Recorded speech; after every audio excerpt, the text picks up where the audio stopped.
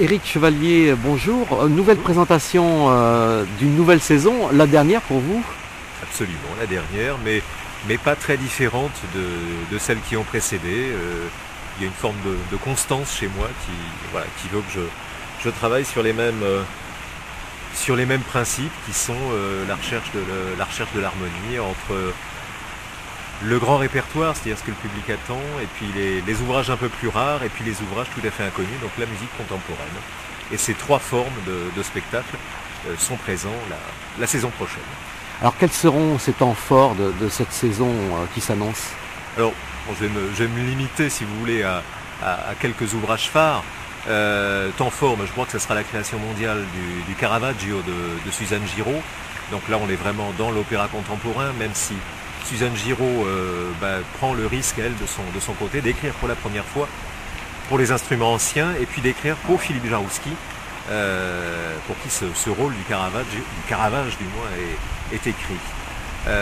Ensuite, sous la forme des ouvrages plus rares, on a la Françoise de Rimini d'Ambroise Thomas, dont nous fêterons le bicentenaire de la naissance, avec cette troisième biennale.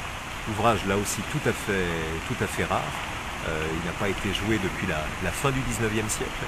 Et puis ensuite, grand répertoire, cette fois-ci, avec le Falstaff de Verdi, avec le Faust de Gounod et l'Italienne à Alger de Rossini, que nous coproduisons avec l'Opéra national de Lorraine de Nancy. Donc ce sera les principaux temps forts de cette nouvelle saison. Voilà, puis il y a aussi de la danse bien sûr, mais cette fois-ci avec des têtes nouvelles qui apparaissent, avec Christophe Béranger comme chorégraphe, avec Jackie Achard.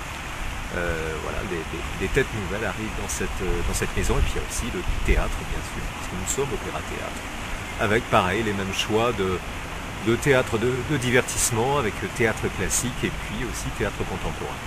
Et une programmation aussi particulière pour les plus jeunes.